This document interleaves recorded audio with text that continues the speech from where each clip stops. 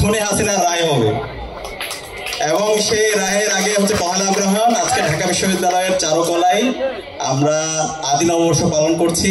সারা দেশের মানুষ অনেক বেশি আনন্দিত যে ফ্যাসিস্ট হাসিনা গত 16 বছরে বাংলাদেশে গুম, খুন, আইনাগর, শিক্ষার্থীদের উপর নির্যাতন, নিপীড়ন থেকে শুরু করে সর্বশেষ যে জুলাই বিপ্লব, সেখানে আমাদের 40,000 ভাই বোনকে সে কাজী করেছে, আমাদের 2,000 ভাই বোনকে শহীদ করেছে। আজকে সেই খুনি ফ্যাসিস্ট হাসিনার রায় হবে, সারা দেশব্যাপী এটা সেলিব্রেট করবে ইনশাআল্লাহ। এবং এই খুনি হাসিনা এবং তার সকল দূষরদের বিরুদ্ধে আমাদের সাংস্কৃতিক বিপ্লব করতে হবে। এই ফেসিবাদী রায়, এই ফেসিস্ট রায় বাংলাদেশের মধ্যে একটা সম্ভাবনাময়, একটা সুজলা সুফলা শস্য শ্যামলা দেশকে তারা একটা অকার্যকর রাষ্ট্রে পরিণত করেছিল।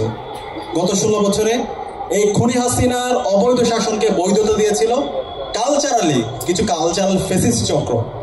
তো এই কারণে আজকের এই আয়োজনটা বিভিন্নভাবে আমাদের কাছে গুরুত্বপূর্ণ। 1 নম্বর গুরুত্বপূর্ণ হচ্ছে এই আয়োজনের মাধ্যমে আমরা আমাদের যে এই অঞ্চলের আমাদের যে মাটি ও মানুষের যে সংস্কৃতি, সেই সংস্কৃতি আমরা ফুটিয়ে তুলেছি।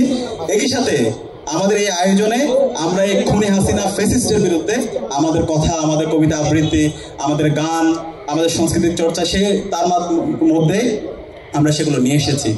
তো আমি অনুরোধ করবো, এখানে চারুকলা বিভাগ আমাদের সাথে কাজ করেছে, ডাকসু কাজ করছে, বিপ্লবী সাংস্কৃতিক ঐক্য কাজ করছে। আমাদের সবাইকে এই সাংস্কৃতিক বিপ্লবের জন্য আমাদের কাজ করতে হবে।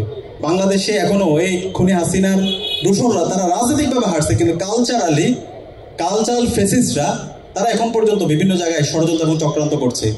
এই কালচারাল ফেসিস্টদেরকে সমূলে উৎপাদন করতে হবে। এটা যদি আমরা করতে না পারি তাহলে এই অঞ্চলের মানুষের মুক্তি নাই। বাংলাদেশে যদি আবার কখনো সংকট তৈরি হয় সেটা এই কালচারাল ফেসিস্টরাই করবে।